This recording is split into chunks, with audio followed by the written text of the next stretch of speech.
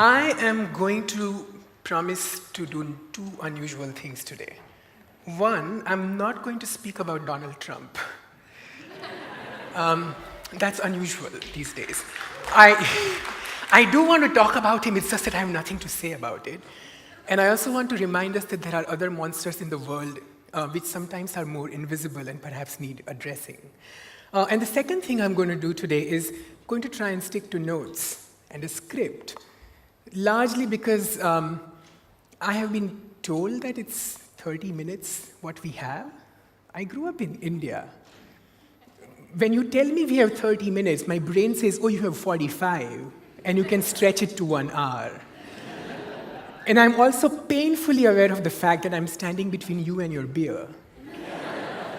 And all the research on TripAdvisor said, New Zealand is very friendly, but you don't stand between a Kiwi and their beer.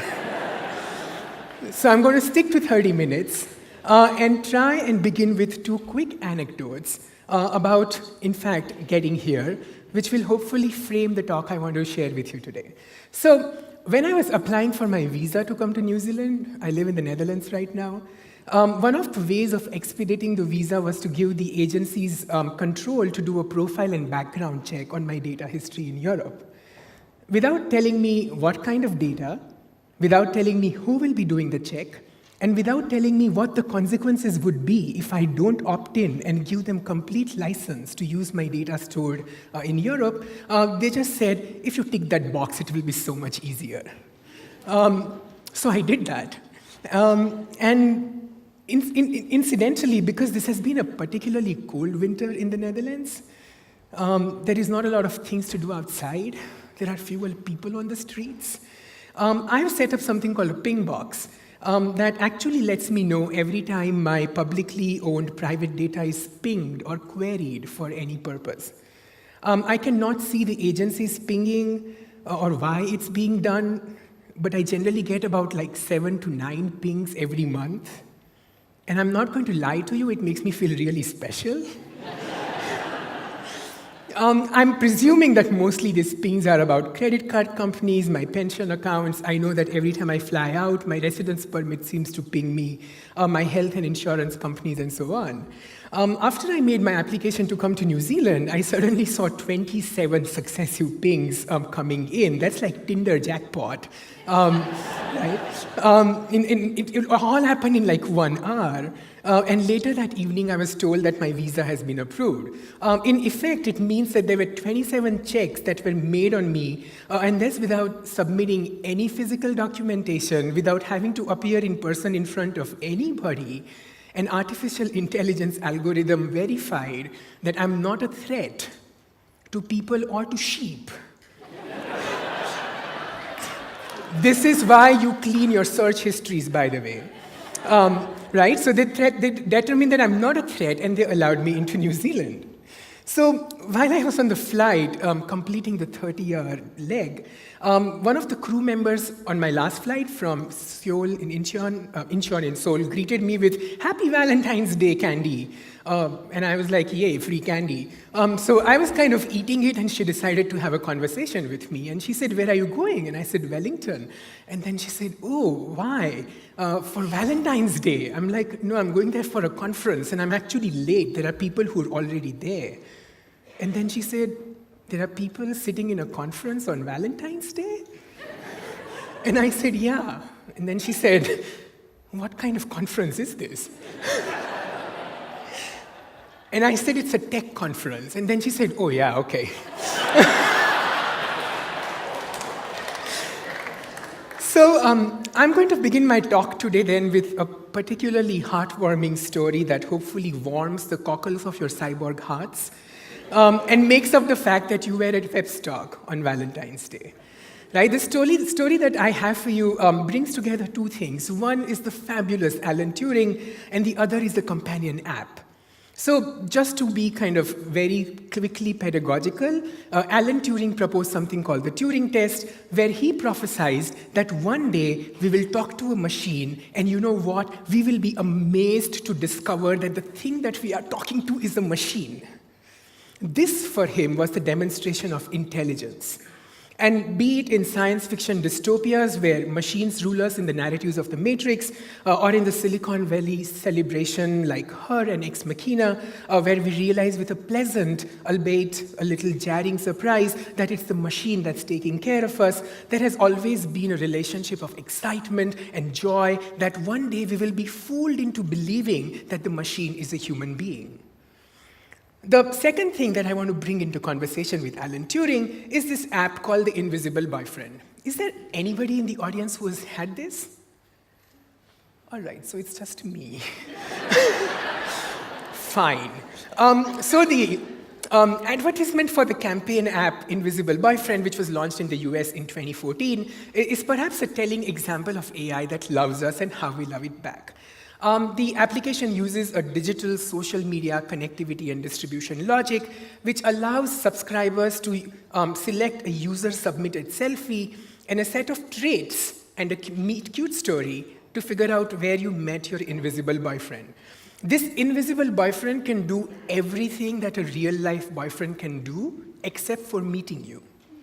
Right? So based on your social media networks, your news feeds, your calendar schedules, and your preferences, the boyfriend can write to you, call you, use correct grammar, take interest in your friends, and he doesn't interrupt you when he asks for your opinion about the movie you saw last night.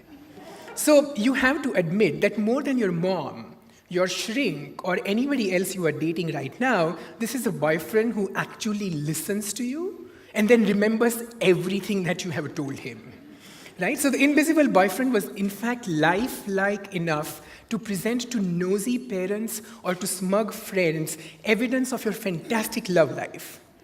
What started as a gag project eventually had more than 1 million subscribers, and in many ways the initial reports were all about the Turing test moment.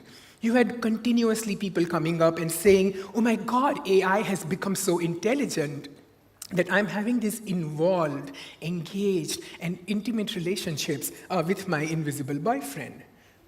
And then the penny dropped. It was revealed that while the subscribers thought they were engaging in these intimate, engaged, and private conversations with their AI boyfriends, they were actually talking to real-life human beings. And not just one human being, but a whole bunch of them. Because the Invisible Boyfriend app employs thousands of micro-workers from a platform called Crowdsource, and a number of them are given the tasks of pretending to be your boyfriend. So for $25 a month, you don't just talk to an AI, but to a bunch of people who are guided by an AI to actually follow the scripts of being your boyfriend. This was the reverse Turing test moment. Right? When people got shocked into realizing that the thing they were talking to is not a machine, but a real human being. And they felt hugely violated and shocked by this. They were more comfortable that they were talking to a machine and were not happy when they realized that the people who are flirting back with them are being paid to do that.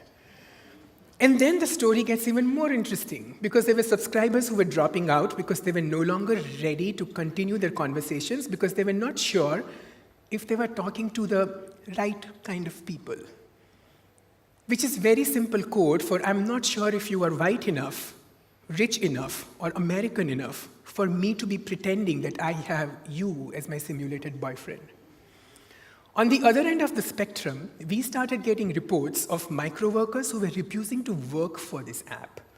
Remember that micro-workers, much like Amazon Turk, for example, are not choosers when it comes to jobs. They are often in extremely precarious economic positions. However, and most of them are generally, women and persons of color and migrants.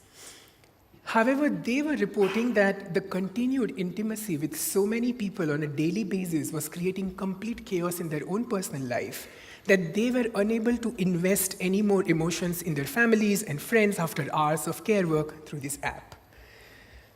When these problems surfaced, the solutions that were offered followed 3 particular response patterns which are symptomatic of how we deal with AI and its problems. The first response was to develop algorithms that would mimic human beings better, right? Because if you don't want to talk to the right kind of people, then maybe you want to talk to the right kind of algorithms. The original Turing proposition. And so they set up deep learning networks in order to learn from the microworkers how to simulate these human conversations. In effect, the microworkers were now employed not to talk to these people and find a career or an economic future in it, but to make themselves redundant. All their performances were rated, and there were learning algorithms set up so that once there was an adequate corpus of data, these unskilled laborers would also be replaced by automation without considering what their futures might look like. This is the condition that Trebor Schultz marks as playbur, where we play and work and create possibilities of making ourselves redundant in the future of the internet. The second response was to construct design elements that would train users to work better with algorithms. Right? So there were design tweaks, behavior modification tactics, user manuals, self-learning cybernetic feedback loops, which were all set up so that the user behavior could change and expectations could be tailored in trying to get more subscribers to feel more intimate with their boyfriends. Now, this is not new. In the 1960s, when Douglas Engelbart was working in the Stanford labs at Sale, Engelbart was already proposing that if you want the computer to be a democratic thing, you will first have to build human beings that the computer can recognize. Right? So Engelbart has this fantastic essay where he actually puts people together to respond in binary codes by flagging each other and saying, first you need to make human beings that the computer recognizes, and then the computer will take over the human being, and that's the only way in which a massification of computing is ever going to happen. The third response was to create algorithms that would do better matching, right? Thus training the vectors of interaction to limit the possibilities of conversation. So in order for the algorithms to allow users to feel that they are talking to the right kind of user, and as most of you are native speakers of English, I'm presuming you can immediately tell from certain slang, from certain grammar, from the tone of the voice, that the person that you are talking to is not like you. Right? And so what you need is an algorithm which would do better matching between these models. In order for them to do that, they would have to build what Wendy Chun calls neighborhoods of homophily, where like attracts like, where they identify us based on race, gender, sexuality, age, and other such determinants, and then match us up with microworkers, and the AI that will simulate the flawed but fabulous invisible boyfriend we can truly fall in love with. So this idea of AI as defining the vector of communication about who gets to speak to whom based on what the likelihood of them is the new kind of digital neighborhood and segregation that you are looking at. So these three impulses which have been naturalized in our current response to AI and human relationships. So one is to make algorithms that act as people. The second one is to design ways by which people can act like machines. And the third is for the algorithms to then decide which kind of people and which kind of machines are going to form segregated neighborhoods, is what I am calling an extinction impulse. Because in each of these responses is a categorical, willful, and cognizant desire to diminish, eliminate, or replace the notions of equity and being human at the service of techno-deterministic solutions. That in each of these responses, we find the danger of the human being remodeled, recalibrated, and replaced in order to make way for new inequities and exclusions which are difficult to fathom. Now, I know my talk hasn't given you this impression so far, but I'm not a gloom and doom messiah. Like, Grouchy Cat is not grouchy. I'm not here to put up banners that say down with AI and that we need to go back to an imagined historical fantasy space where the human reigned supreme. Instead, I'm suggesting that the contemporary state of alternatives, which are often produced as a response to this extinction impulse, has often been redundant, and particularly actually expanding the Silicon Valley-fueled bro culture notion of AI that we have already kind of established as natural.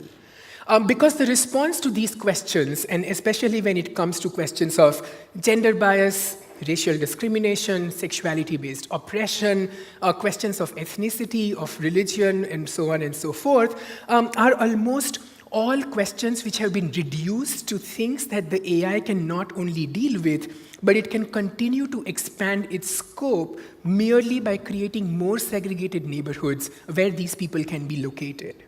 So I thought Zainab's talk today was fantastic because one of the things that she was so beautifully pointing out was that when we ask the question, where are the women, where are the people of color, where are the queer people, all we get as an answer is scale, but never diversity. Yeah? And so maybe one of the ways by which we address this particular question of how do you build more inclusive artificial intelligence networks, and what are the ways and strategies by which we are going to actually bring people of color, feminism, and queer theory to talk to artificial intelligence might need a different set of questions. And what I have for you today is 7 questions that you need to ask again, which at the surface level, don't seem to be questions about women, people of color, and queer people, but they necessarily affect them in ways in which we haven't really paid attention to. So the first question that I want to posit for you is that AI is material, because we essentially think of artificial intelligence as a virtual thing. Despite the fact that Lee's fantastic talk about maintenance and showing you how infrastructure is crucial, there is a certain way by which machine learning, deep neural networks, and so on masquerades itself necessarily as in the space of virtuality, except that that's not really the truth. We know that AI continues to engage in what Mark Graham at the Oxford Internet Institute calls placemaking. And I don't know if any of you have understood or experienced at least the geographical exclusions that AI can bring through completely innocuous presence, but I do have a fascinating personal narrative to tell. So I'm a huge Pokemon Go player, right?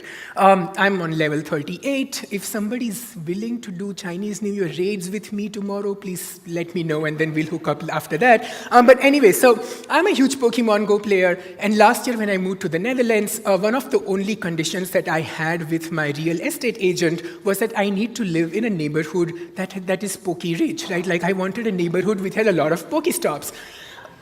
The poor real estate agent stared at me for, I think, 6 minutes in complete silence. But eventually she got the drift, and we started mapping out neighborhoods where there were more Pokestops.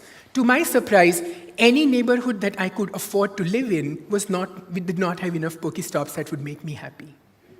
Period. So I was very confused about this till I actually went online and started looking at if anybody's done any research on it. And in fact, if you go and follow the hashtag MyPokehood, you will realize that the researchers at the Urban Institute Research Group have found that in the United States of America, in 39 cities, for every 55 Pokestops in majority white neighborhoods, you have 9 Pokestops in majority black neighborhoods. Even in the ethnically diverse population of the Netherlands where I live in, it was unimaginable for me to realize that AI has actually mapped out my city where I live in Arnhem, entirely based on race and class statistics, so that I could never live in a neighborhood where I could be happy playing Pokemon. Right? So AI has materiality and real-life consequences on how it segregates and builds these neighborhoods, and we need to be aware of it. The second argument that AI continuously brings to us is that artificial intelligence is rational, right? That there is, in fact, the reason why we need AI because it's not subjective. It doesn't solicit affect. It has no such thing as experience. That all of it kind of builds itself only on conditions of logic and of probability. And this is really fascinating. So I don't want to get like very lecturer 101 right now, but I do want to briefly help understand how AI as rational has been naturalized as a script for us by giving you a very simple example. Now, if I take this clicker and I throw it up in the air, I won't, right? But if I do throw it up in the air, and if I ask you to predict what's going to happen next, I'm hoping that almost all of you will tell me that it will come down to the ground. This is not because you know gravity, or that you believe in physics, or because an apple fell on somebody's head and you've been taught that in school, but largely because you know and you've seen this over and over again, that when you throw something up in the air, it comes down. That's purely logical deduction. Because logic presumes that if a thing happens once, it will happen again. And the more it will happen, the higher the probability is that it's going to happen more and more, which is what AI scripts are right now being naturalized to do. They are naturalized into thinking only logically, which means that anything that is a disruption, anything that is an outlier, anything that does not follow the principle of logic is immediately kind of kept outside the closets of AI, and it keeps on pretending that it's rational. Except that there is a huge component to artificial intelligence which is mathematical in nature. Mathematics, as I often tell my students, is probably the most creative disciplines that you can ever think of. Because it's only in maths where a teacher can walk into a classroom and hold out a hand and say, imagine that this is a point. And you're like, what? Because you can't do that in social sciences, humanities, or philosophy. You can't imagine anything just to be a point, right? So a mathematician will tell you that if I throw up this clicker into the air, one of the possibilities is that it will fall down to the ground. But there is also a possibility in some kind of a quantum universe that this clicker might just disintegrate into all of its parts and it will just shower all over us in electronic rain. Or if you want, a stoned kangaroo might just jump off the stage and grab this clicker before it falls to the ground and disappears.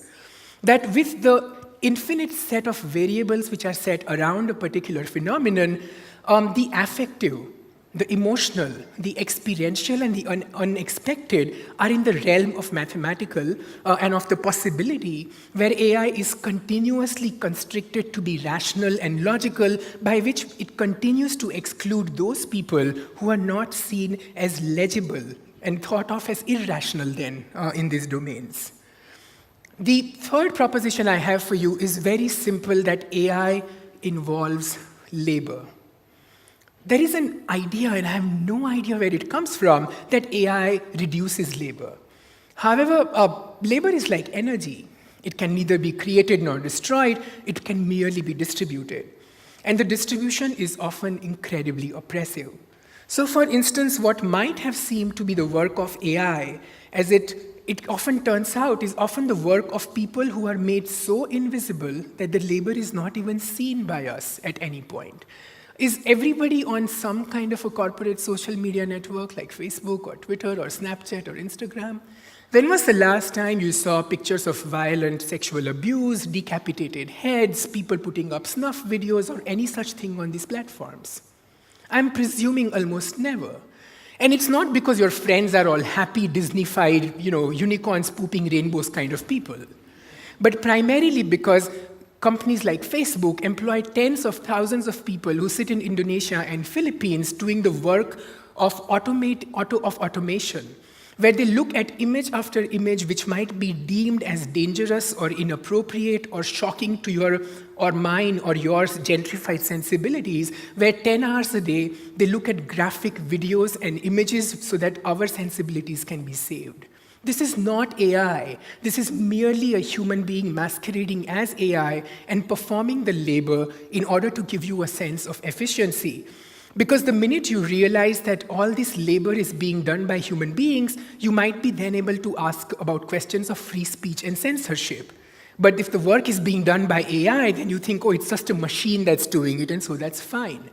And as Jennifer Light, who is a material historian of technology, has proven in her fantastic work on when computers were when women were computers, every time a new technology has emerged to make a point about how it is going to reduce labor, the people who have been most affected by it are women. So Light, in her essay, talks about how there is this in the 1950s, there are women with fresh degrees in mathematics and physics who are literally being hired as computers, who sit in mainframes, which are generally as large as this. I'm presuming they were also as warm as this, right? And that these women used to sit as computers doing mathematical calculations, and then it used to be compiled by the mainframe, which was actually the machine.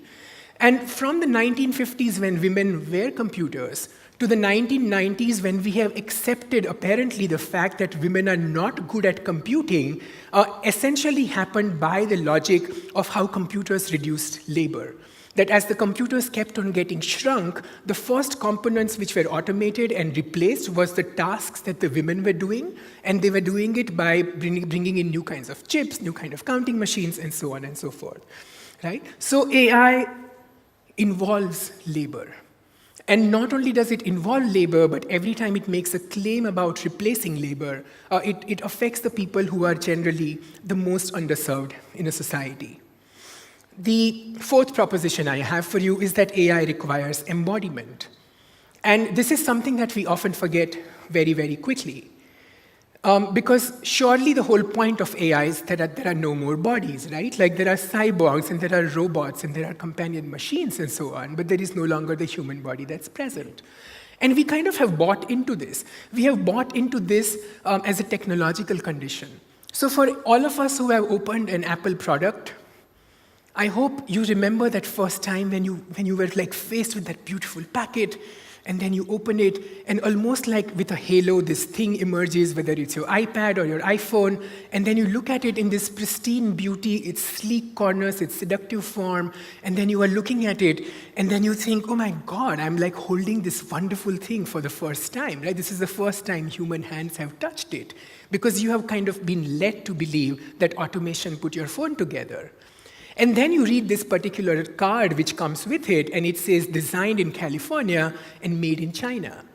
And then you suddenly remember those Foxconn exposés which came out, where we learned that actually Chinese companies like Foxconn, where Apple outsources all of its physical assembly in the guise of automation, actually employs people who work in sweatshops and slave-like conditions for up till 14 hours a day.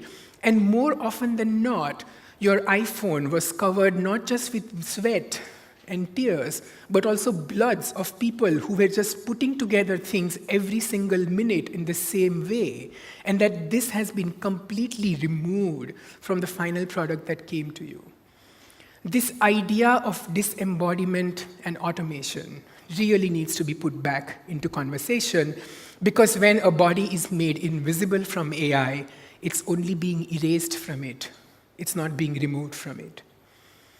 The fifth question that we want to ask AI conversations is that AI is not universal, right? It's a myth that keeps on coming up over and over again, that AI is universal in nature. We know that that's not true. To this audience, at least, I don't have to preach this. We know that AI is situated. And that both the measures of intelligence as well as conditions of situatedness are contextual. So people who have worked with machine learning, especially around visual machine learning, do you know how they distinguish between dogs and cats? So if the machine has to be taught from a corpus of data sets, like different kinds of images, to make a very simple distinction between this is a dog and this is a cat, it is actually the shape of their eyes. So if it's a round eye, it's a dog. If it's a slit eye, it's a cat. And then more variables are introduced. So pointy ears, cat, floppy ears, dog. Right? It goes on from there on.